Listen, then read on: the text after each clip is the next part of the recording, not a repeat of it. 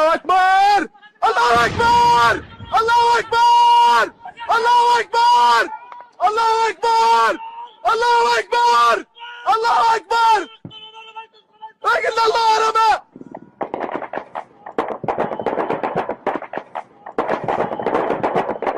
الله أكبر الله أكبر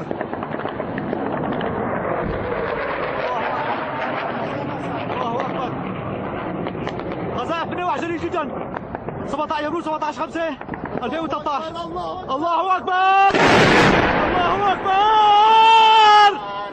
الله أكبر الله أكبر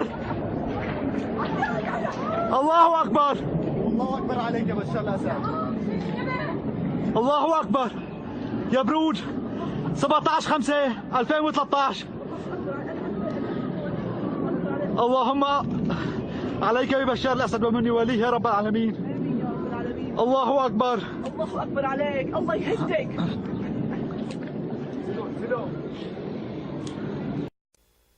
በአይኤስ በግፍ የተገደሉ ተጨማሪ ኢትዮጵያውያን ማንነት ተለየ።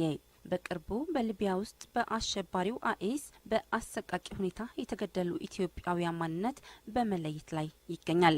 በዚህም መሰረት በርካታ የሟች ቤተሰቦች የልጆቻቸው ሞት ተረድተው ሀዘን ላይ ተቀምጠዋል።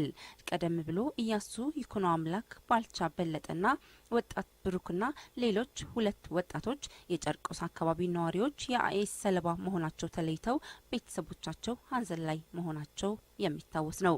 በጎንደርና ነቀምት ከተሞችም የአሸባሪ ቡድኑ የግፍ ድርጊት ሰለባ የሆኑ ሌሎች ሁለት ቤተሰቦችን አናግሮ መዘገቡ ይታወሳል። አሁን ደግሞ አባሪና ገርጃ አካባቢ ነዋሪ የነበሩ ሌሎች ወጣቶች በአይኤስ መገደላቸው ታውቋል።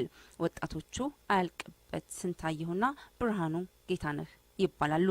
አያልቅበት የ30 ዓመት ወጣትና ከ3 ዓመት በፊት ወደ ሱዳን ያቀና ሲሆን ከእናቱ ጋር ሲኖር የነበረ መሆኑንም ከቤተሰቦቹ ተረድተናል። አያልቅበት ስንታየሁ ብቸኛ ልጃቸው እንደነበረም እናቱ ተናግረዋል። ብርሃኑ ጌታነህ ደግሞ ባለ ትዳርና የ8ና የ4 ዓመት ልጆች ያሉት ወጣት ነበር። በአዲስ አበባ አባሪ አካባቢ ይኖር የነበረ ሲሆን ከአገር ከወጣ 4 ወር አልፎታል። ባለቤቱ ብርቱካን ጌቱ ስትባል በአሁኑ ወቅት ባለቤቷን ማጣቷ ተደራራቢ ችግር ላይ እንደጣላትም ገልጻለች። Back to that breaking news story because 2 men now have been arrested, we're finding out, for a conspiracy to support ISIS.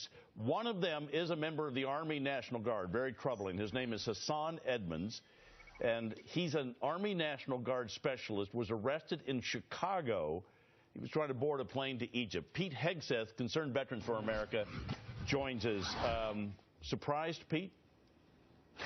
I mean, yes and no, right? Yes, because you don't expect members who have worn our uniform to be attempting to join our enemy.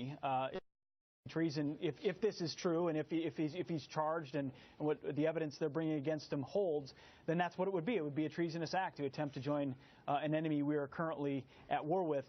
But does it surprise me? Unfortunately not. I mean, anyone, it appears through Lone Wolf and social media, is susceptible to the propaganda of ISIS for all the wrong reasons. So these are the types of lone wolves that ISIS has been trying to motivate in Europe and in the United States and across the country, many of which have flown, as we know, flocked through Turkey or through Egypt to Syria or Iraq to join the Islamic State. So it's an unfortunate new news development, but it's one of the types of things we've been seeing here for a while. It brings up the news story from yesterday or the day before about the fact that ISIS was sending out names of soldiers in order to target them and kill them. And I'm wondering if they also have a targeting program for recruitment.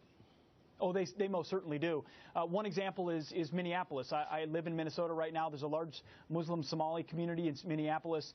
There have been both online and, unfortunately, through some of the mosques there, in-person recruiting efforts. At first it was Al-Shabaab in Somalia, where a lot of these Somalis are from, but also now it's becoming the Islamic State. So there's a combination of online and then, unfortunately, some radicalized members in certain mosques in certain places that have become, in some places, not universally, but hubs for information, funding, and others to get over there. So these are networks that expand where they feel like they can, and our domestic officials and others who are monitoring this are going to have to stay vigilant as the problem is ever present. All right, now let's get to this Bo Bergdahl story because, as you know, charged with desertion, and earlier this hour, we had the mother of one of the soldiers that was killed. So, again, a lot of people very thoughtful on this whole reaction from the charging of Bo Bergdahl. But absolutely, Pete, I appreciate you coming on today. Thank you very much for your thoughts. Always good to see you. Thanks for having me. You bet. CIA operative.